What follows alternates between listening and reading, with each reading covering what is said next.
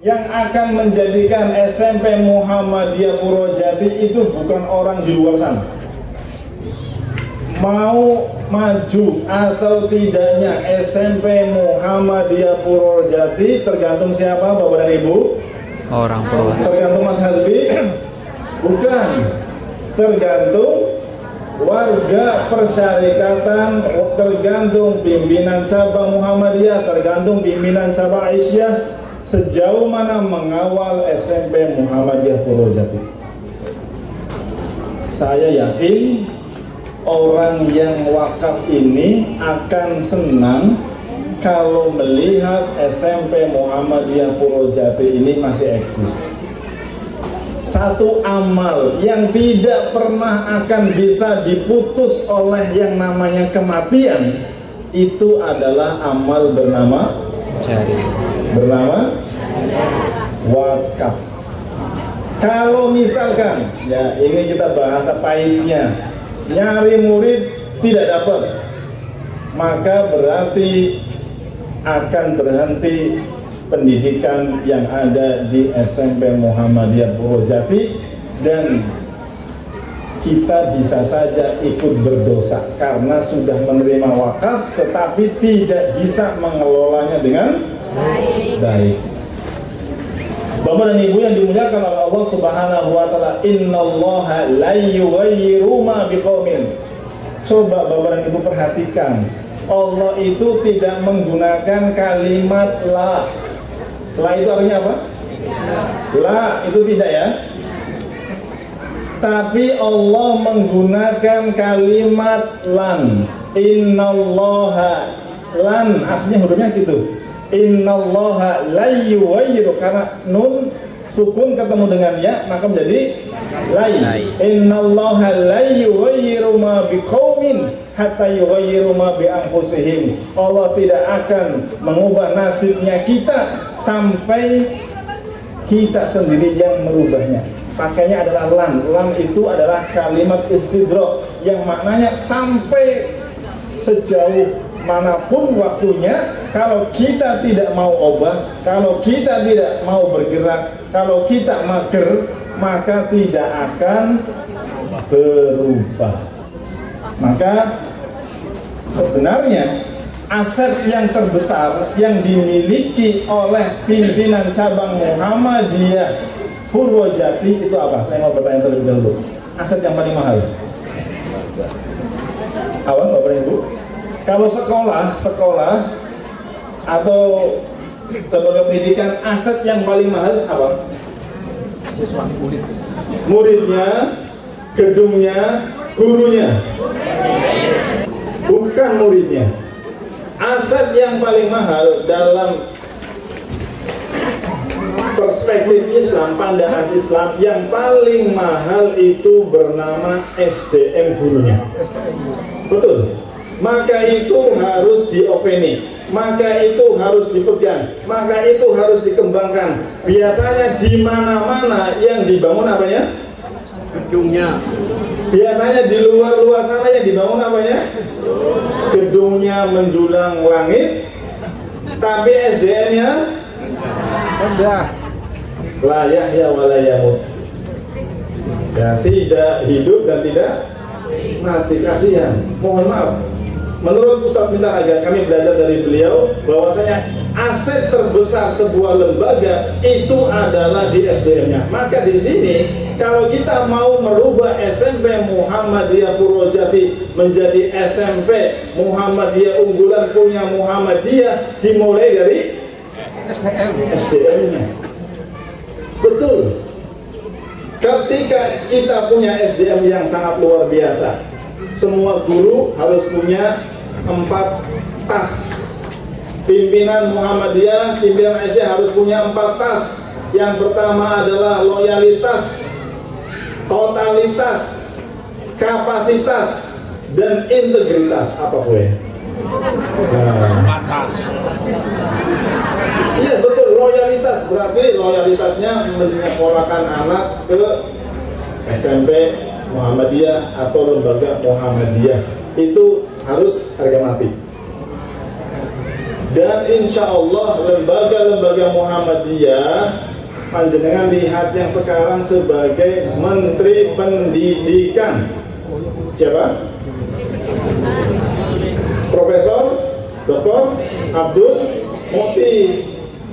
Sebelumnya Prof. Muhajir. Banyak orang-orang penting mengisi kursi-kursi di pemerintahan itu dari pendidikan Muhammadiyah. Dan insya Allah Muhammadiyah tidak main-main dalam melakukan kaderisasi.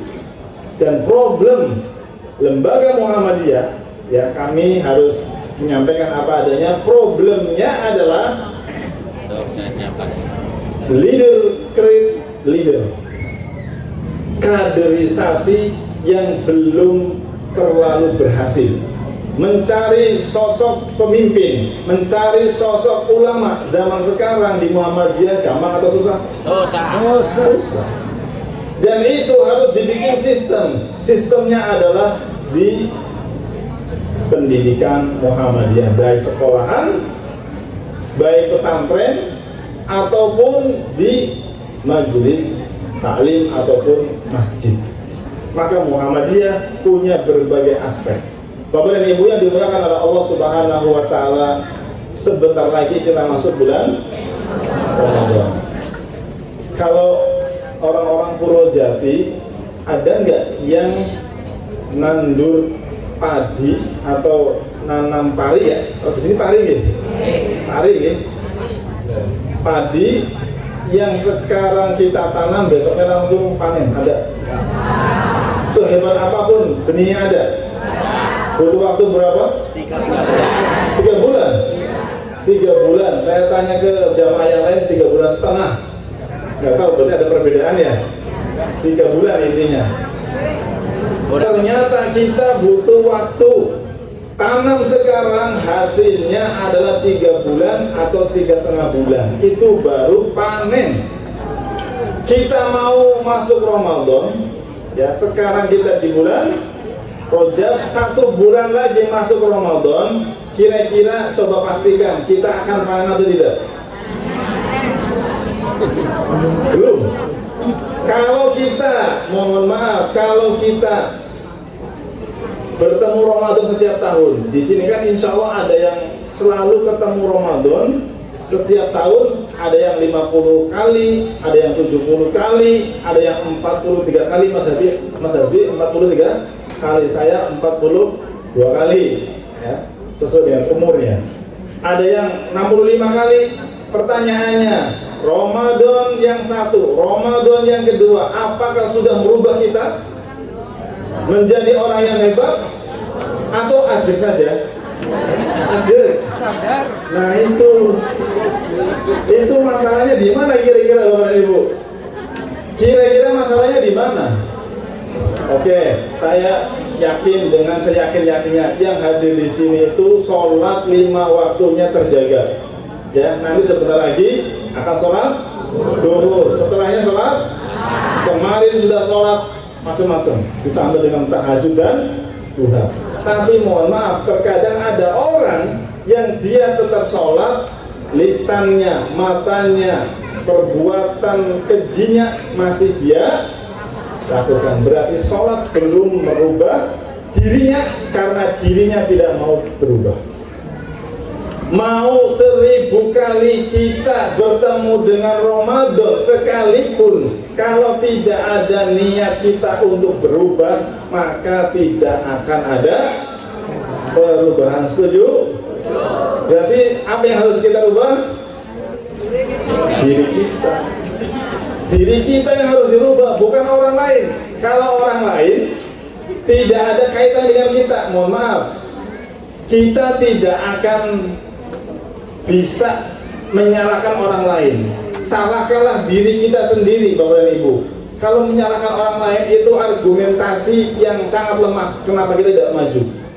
Kalau kita tidak maju, kita harus koreksi ada apa sebenarnya pada diri kita, sehingga kita kemudian harus melakukan perubahan. Dan Ramadan itu, mohon maaf, kejadian yang ada di Indonesia, ya, mohon maaf, 1 Ramadan masjid full, 2 Ramadan masjid Full. Pertengahan Ramadan maju softnya kan. Akhir Ramadan satu Syawal habis. Itu kondisi Ramadan Syawal setiap tahunnya kita. Maka mohon maaf, para ulama pada zaman dahulu ketika sudah selesai Ramadan, doanya itu 6 bulan. Tetap berdoa agar pahalanya masih utuh, agar masih bisa istiqomah. Kemudian 6 bulan sebelum datangnya Ramadan, mereka sudah berdoa. 6 bulan Pak, kita baru mau 1 bulan. 6 bulan itu sudah berdoa kepada Allah agar dipertemukan dengan Ramadan. Kemudian mereka itu melakukan usaha menanam kebaikan dan kebiasaan di bulan Rajab. Jadi Rajab, Sya'ban, Ramadan, maka insya Allah kalau 3 bulan ini konsisten bisa merubah semuanya.